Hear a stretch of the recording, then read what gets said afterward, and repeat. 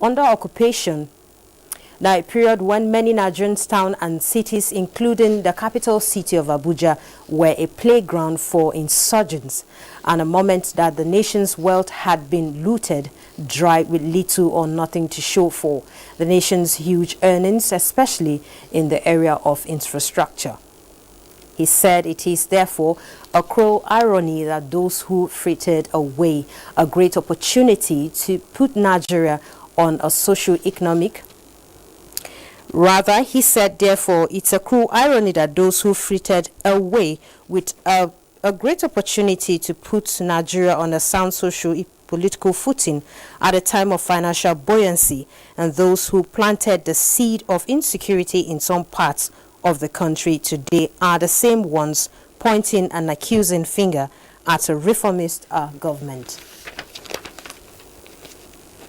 The presidency has described the most recent statement by former President Olusegun Obasanjo as an attempt to divide the nation, while President Muhammadu Buhari continues to promote nation building and the unity of Nigeria. In a statement by Senior Special Assistant to the President on Media and Publicity, Garba Shehu, the presidency said General Olusegun Obasanjo has descended to the lowly level of divider-in-chief by his unfair attacks on President Buhari and his administration. The statement said, contrary to the assertion by a few analysts, the recent speech in which President Buhari advised West African presidents against tenure elongation beyond constitutional limits has been consistent with his long-held views on the need to adhere to the rule of law. The recent increase in the number of such leaders proposing to do or actually carrying on in office beyond term limits is sufficient to cause concern among Democrats in the sub-region, given its prospects of destabilizing the state and the region. The statement said President Buhari's advocacy is consistent with his principles and in line with the current policies of his administration and indeed that of the ECOWAS Charter. The federal government's agencies in presidency have held consultations for the 2021 budget. Permanent Secretary State House Tijani Umar led the 2021 budget bilateral meeting held virtually between government agencies under the presidency and officials of the Federal Ministry of Finance, Budget and National Planning. In a statement by Deputy Director Information, State House Atta Issa, the preparation of the 2021 budget estimates takes into consideration the policies and strategies contained in the 2021 to 2023 medium-term expenditure framework and fiscal strategy paper, which is the federal government's pre-budget statement. The statement also explained that, in line with the directive issued by the Ministry of Finance, Budget and National Planning, the annual budget is being prepared using the zero-based budget approach and in compliance with government's policy thrusts as articulated in the framework, fiscal strategy paper and Nigerian economic sustainability plan. The MDAs have been directed to work assiduously to conclude the budget bilateral meeting as scheduled in order to get the 2021 budget ready for transmission to the National Assembly by President Muhammadu Buhari this month. Now, the 13th of September every year is commemorated in all African countries as African Day for Technology and Intellectual Property.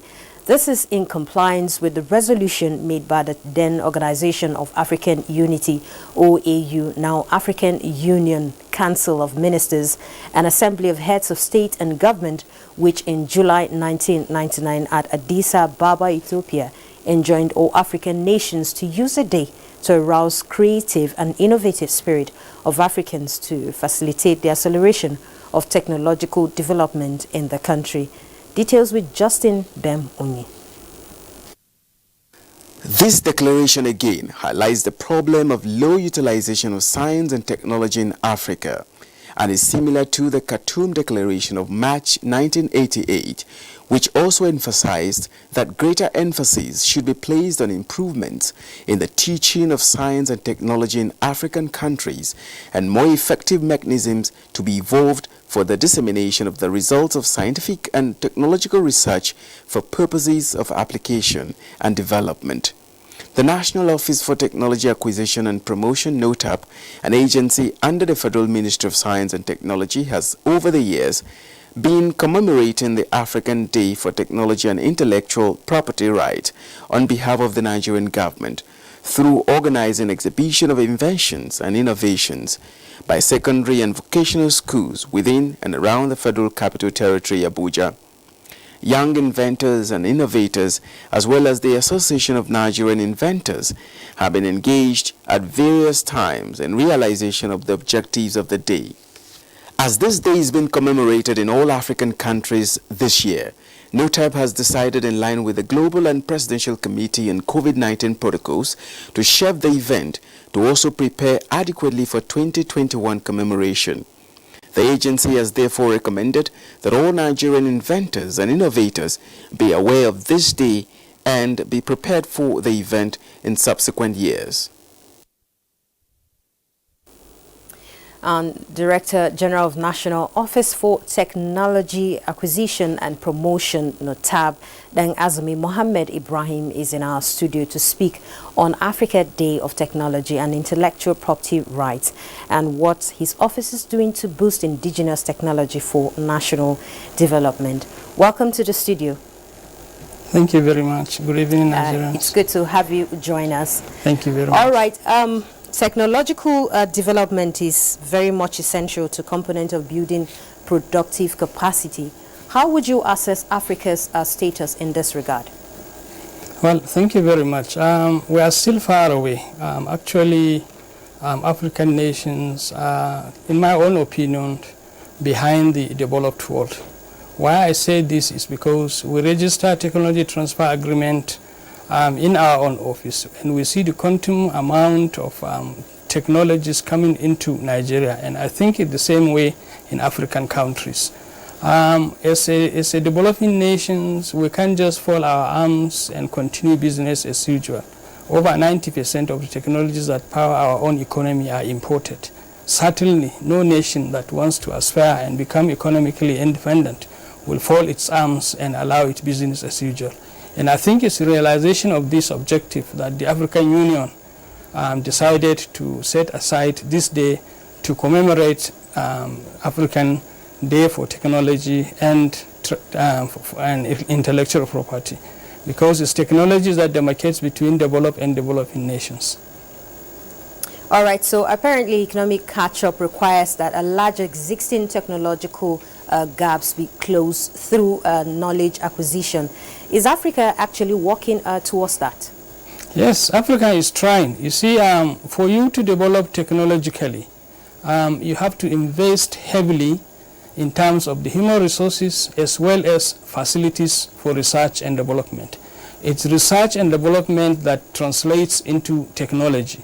So if the country is vibrant in terms of research and development, it has every chance to become an industrialized nation.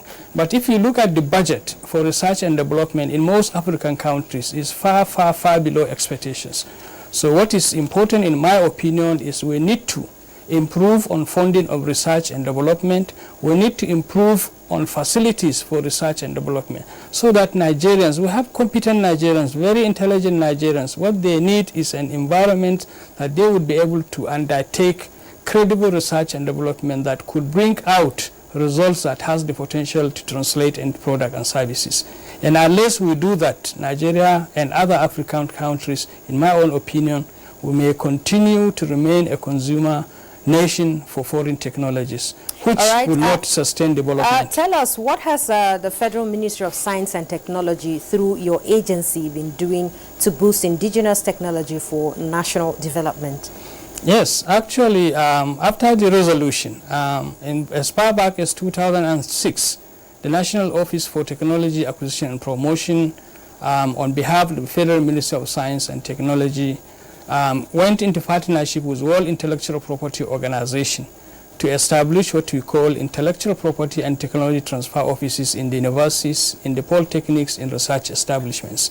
The idea is to change the weak culture of intellectual property in the Nigerian university. Why I say the weak culture? any Nigerian or Africans in general, as soon as they hit any innovation or invention, they are in a hurry to tell the world through publications, through seminars, through exhibitions what they have done without protecting the intellectual assets. So the most important thing is, yes, we don't mean you don't publish, but before you publish, protect that intellectual asset so that in the long run, because commercialization of any research and development effort is a private sector affair, and no any private sector would put his own or her own money in any venture that is not fully protected.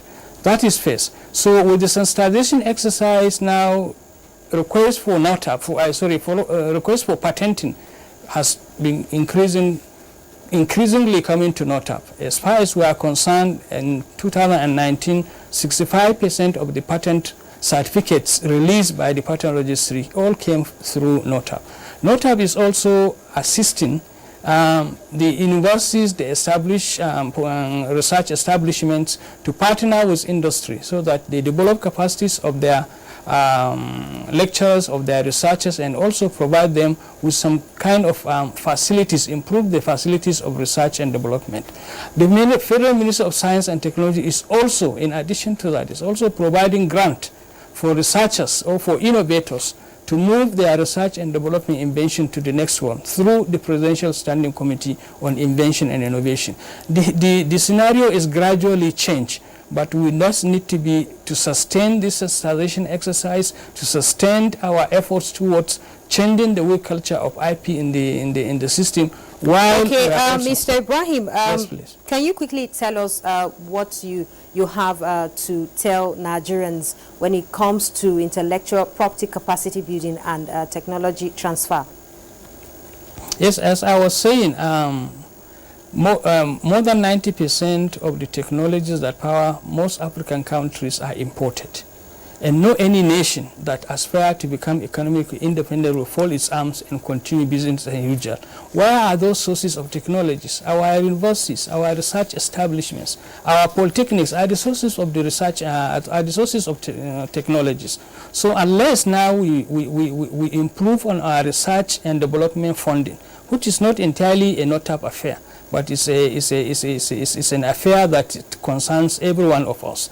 If we improve on funding research and development, results coming up could translate into product and services. And even if we have the prototype, unless we move those prototypes to the level of commercialization, it might not work for the development of the nation. All right, thank you very much, Director General of National Office for Technology Acquisition Promotion, Mr. Dang Azumi Mohammed Ibrahim. Many thanks for your expertise there. Thank you very much. All right, moving forward, meanwhile, government at all levels is having been urged to patronize and make use of indigenous engineers and firms in design and construction projects to encourage and build local capacities. President Council for Regulation of Engineering in Nigeria, Koren Ali Rabiu, stated this during a visit to Government House, Uyo. Charity James has details. Infrastructural development is a panacea to the development of any state and country, hence the need for effective technological and engineering supervision and monitoring. This informed the establishment of Council for the Regulation of Engineering in Nigeria, Koren, by Decree 55 of 1970. The Council, as part of its responsibility, visit Akwa Ibom. Engineering is a key driver in this regard. For any government to succeed in its quest for development, there must be sufficient engineering capacity. I therefore appeal to Your Excellency to patronize, and if you have been doing so, to continue to patronize our indigenous engineering personnel and firms. The Akwa Ibom State Governor, represented by the State Deputy Governor Moses Ekpo, while receiving members of Koren, thanked them for citing their South-South Zonal headquarters in Akwa Ibom State. He also pledged the state government's readiness to partner the council to achieve its mandates. In the areas that we know will affect the development of the state, whether it is social, education, engineering-based knowledge, we utilize them very, very effectively. Leaders of Council for the Regulation of Engineering in Nigeria, COREN, are to expect their zonal office and also meet with engineers in the states. In Uyo, Charity James, NTA News. All right, news at 7 is broadcast live on NTA International. We'll take a break now. More stories in a moment.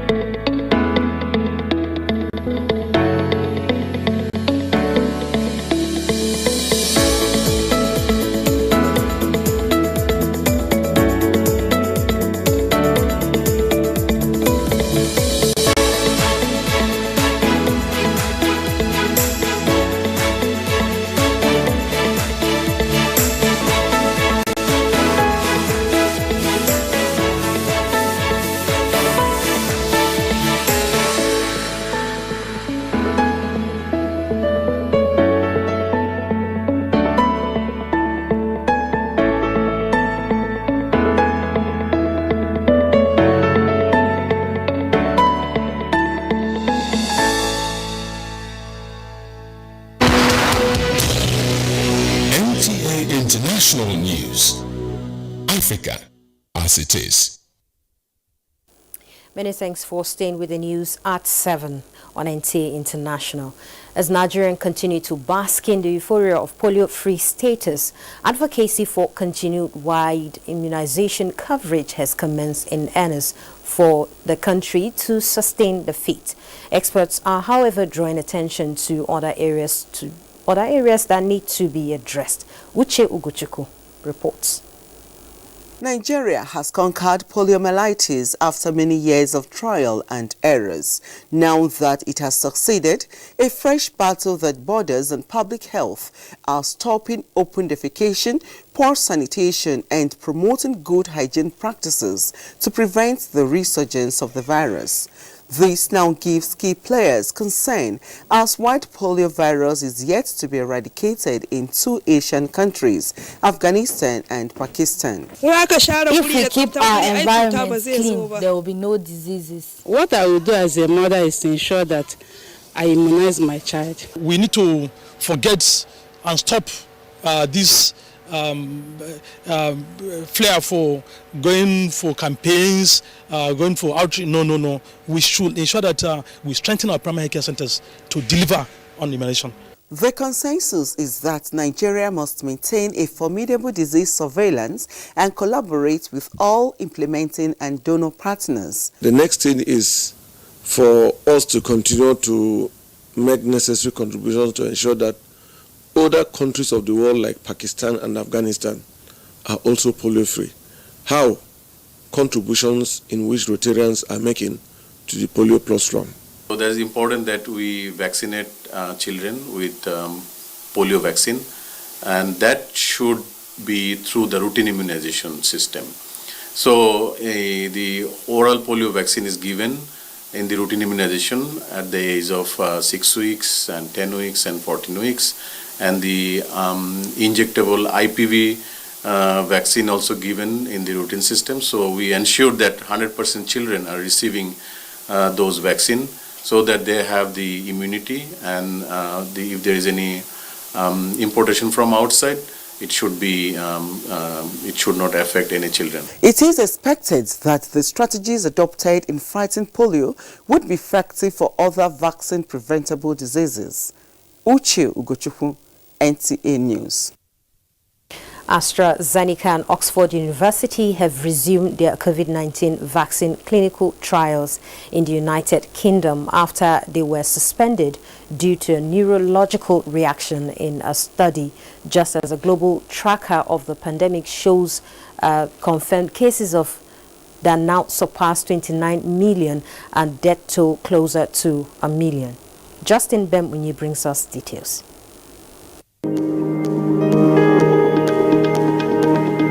Oxford University and AstraZeneca are to resume the international clinical trial of their proposed coronavirus vaccine candidate.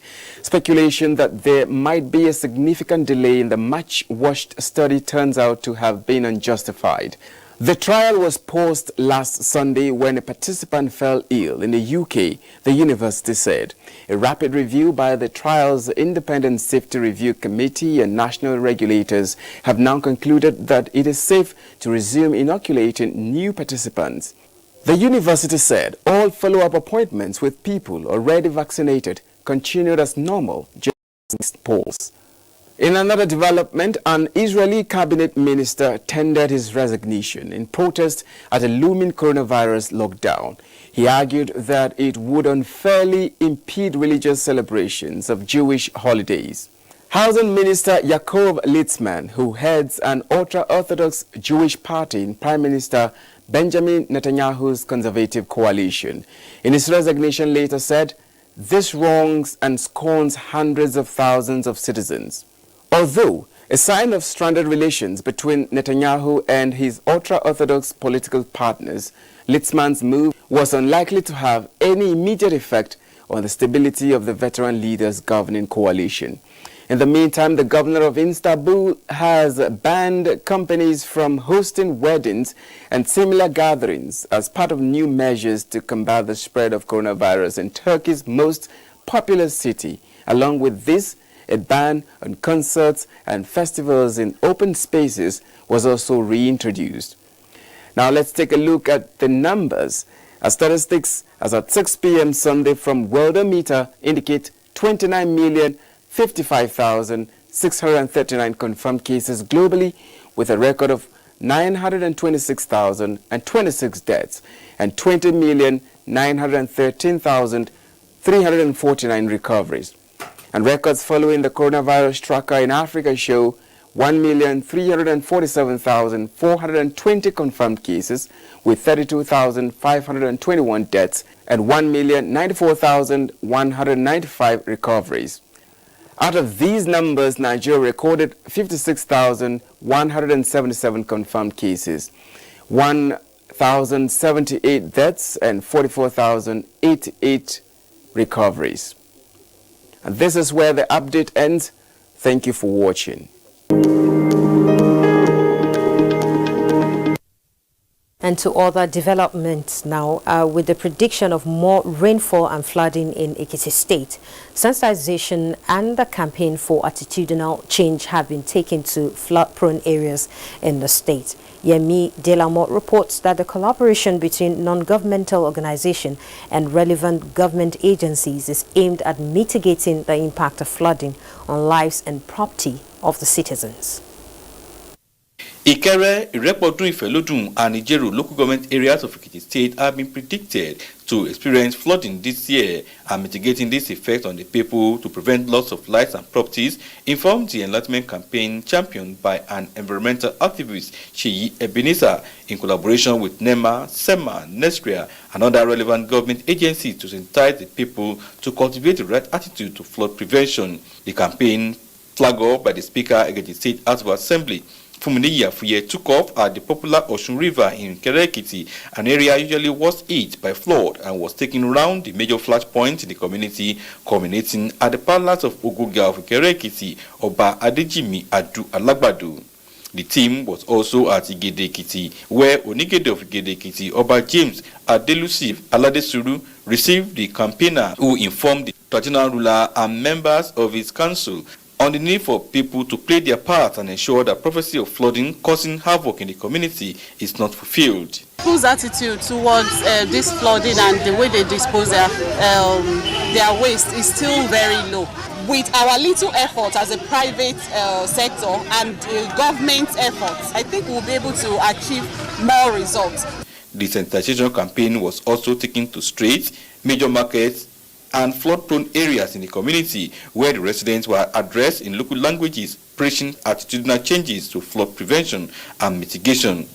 The team was also at Inyekiti, urging the people to protect themselves by not contributing to human factor promoting flooding.